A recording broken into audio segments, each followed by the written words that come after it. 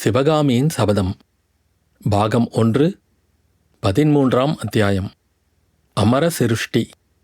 புத்த பிக்ஷுவின் குரலை கேட்டதும் திரும்பி பார்த்த ஆயனர் விரைந்தெழுந்து, வாருங்கள் அடிகளே வாருங்கள் என்று கூறிக்கொண்டே வாசற்படியாண்டே சென்றார். சிவகாமி அவசரமாக எழுந்து அருகிலிருந்த தூணை பிடித்து கொண்டு நின்றாள். உள்ளே பிரவேசித்த பிக்ஷு நாலாபுறமும் சுற்றி பார்த்துவிட்டு, ஆயனரே, நான் சென்ற தடவை வந்து போன பின்னர் புதிய சிலைகள் செய்திருக்கிறீர்களோ என்றார். ஆம் சுவாமி, அப்புறம் 12 ஹஸ்த வகைகளை அமைத்திருக்கிறேன். இதோ பாருங்கள், இந்த சிலைகளெல்லாம் புதியவை என்றார் ஆயனர். பிக்ஷு ஆயனர் காட்டிய சிலைகளை கண்ணோட்டமாய் பார்த்துவிட்டு தூணை பிடித்து கொண்டு நின்ற சிவகாமியை நோக்கியபடி, அதோ அந்த தூணின் அருகில் நிற்பதும் சிலைதானோ என்று வினவினார். அப்போது புத்த பிக்ஷுவின் கடூர முகத்தில் தோன்றிய புன்னகை அந்த முகத்தின் விகாரத்தை அதிகமாக்கிற்று. ஆயனர் சிரித்துக்கொண்டே, இல்லை சுவாமி, அவள் என் பெண் சிவகாமி. குழந்தாய், இதோ நாகநந்தி அடிகள் வந்திருக்கிறார். பார், பிக்ஷுவுக்கு வந்தனம் செய் என்றார். சிவகாமி அச்சமயம் நாகநந்திக்கு பின்னால் வந்த இளைஞனை கடைக்கண்ணால் பார்த்து கொண்டிருந்தாள். ஆயனர் கூறியதைக் கேட்டதும் பிக்ஷுவின் பக்கம் திரும்பி நமஸ்கரித்தாள். பிக்ஷுவுடன் உள்ளே பிரவேசித்த பரஞ்சோதி அந்த சிற்ப மண்டபத்தில் நாலாபுறமும் காணப்பட்ட அதிசயங்களை பார்த்த வண்ணம் வாசற்படிக்கு அருகிலேயே பிரமித்து போய் நின்றான்.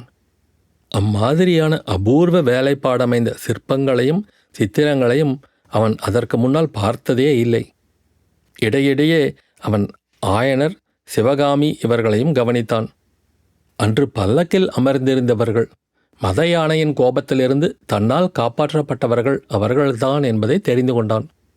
புத்த பிக்ஷுவை ஆர்வத்துடன் வரவேற்று அவருடன் பேசிக்கொண்டே சென்ற ஆயனர் பரஞ்சோதியை கவனிக்கவே இல்லை. அவனை திரும்பி பார்க்கக்கூட இல்லை. ஆனால் தூண் அருகில் நின்ற அவருடைய மகள் அவ்வப்போது தன்னை கடைக்கண்ணால் கவனிப்பதை பரஞ்சோதி தெரிந்து கொண்டான். நடனத்துக்குரிய ஆடை ஆபரணங்களை அணிந்து நின்ற சிவகாமியின் நவ யவ்வன சௌந்தரியத்தின் ஒளி பரஞ்சோதியின் கண்களை கூசச் செய்தது. கிராமத்தில் பிறந்து வளர்ந்தவனும் இயற்கையில் சங்கோசமுடையவனும் தாயைத் தவிர வேறு பெண்களுடன் பழகி அறியாதவனுமான பரஞ்சோதியினால் சிவகாமியின் முகத்தை ஏறிட்டு பார்க்க முடியவில்லை.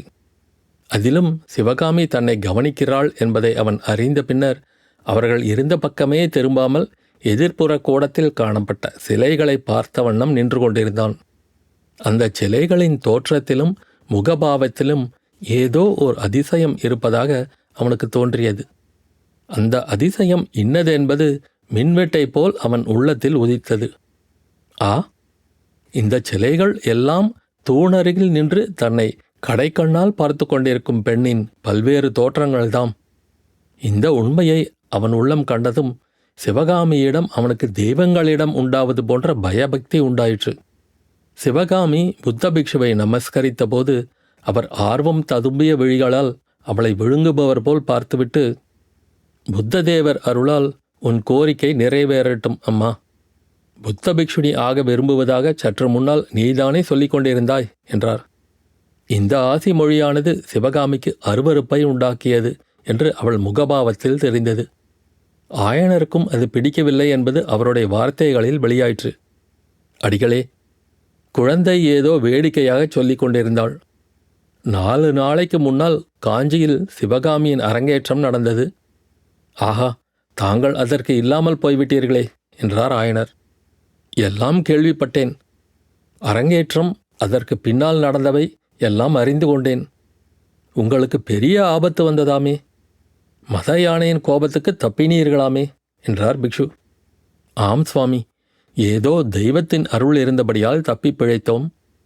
தங்களுக்கு சாவகாசம்தானே, இன்று பிக்ஷை இங்கேயே வைத்து கொள்ள வேண்டும் என்று கூறி ஆயனர் பிக்ஷுவின் முகத்தை ஏறிட்டு பார்த்தார்.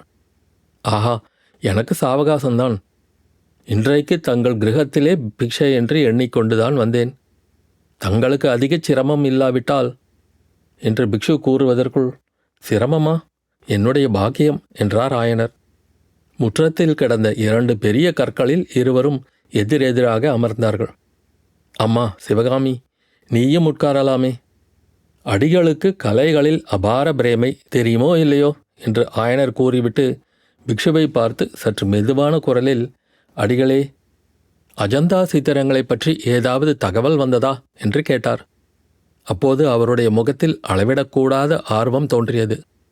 ஆயனர் உட்காரச் சொல்லியும் சிவகாமி உட்காரவில்லை. தூணை பிடித்து கொண்டே நின்றாள். அவளுடைய கவனம் இவர்களுடைய பேச்சில் இருந்தபோதிலும் இடையிடையே கண்கள் பரஞ்சோதியையும் கவனித்தன. புத்த பிக்ஷு ஆயனரின் கேள்விகளுக்கு மறுமொழி சொல்லாமல், ஆயனரே, தெய்வத்தின் சிருஷ்டியைக் காட்டிலும் தங்களுடைய சிருஷ்டியே மேல் என்று எனக்கு தோன்றுகிறது என்றார். சுவாமி என்று ஆயனர் மறுமொழி சொல்ல ஆரம்பித்த போது பிக்ஷு அதற்கு இடங்கொடாமல் தொடர்ந்து சொன்னார். நான் முகஸ்துதி செய்யவில்லை ஆயனரே, உண்மையே சொல்லுகிறேன். தெய்வத்தின் சிருஷ்டி அழிந்து போகக்கூடியது. இந்த மனித உடம்புக்கு 100 வயதுக்கு மேல் கிடையாது. நரை, திரை, மூப்பு, துன்பங்கள் மனித தேகத்துக்கு உண்டு.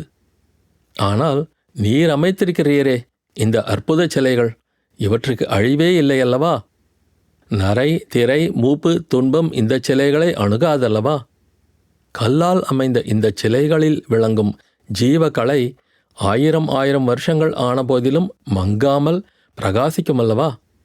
உம்முடைய சிருஷ்டி தெய்வ சிருஷ்டியைக் காட்டிலும் மேல் என்பதில் சந்தேகம் என்ன? இதையெல்லாம் கேட்ட ஆயன சிற்பியின் முகத்தில் கலை ஞானத்தின் கர்வம் தாண்டவமாடியது. அடிகளே, தாங்கள் சொல்லும் பெருமையெல்லாம் சிவகாமிக்கே சேரும். நடனக்கலையில் அவள் இவ்வளவு அற்புத தேர்ச்சி அடைந்திராவிட்டால் இந்த சிலை வடிவங்களை நான் எப்படி அமைத்திருக்க முடியும்? ஆஹா, குழந்தையின் அரங்கேற்றத்துக்கு நீங்கள் இல்லாமல் போய்விட்டீர்களே! ருத்ராச்சாரியார் பிரமித்து ஸ்தம்பித்து நின்றுவிட்டார். அன்றைக்கு 2 பேர் இல்லாமல் போனதாலே தான் எனக்கு வருத்தம். தாங்களும் இல்லை, நாவுக்கரசர் பெருமானும் இல்லை.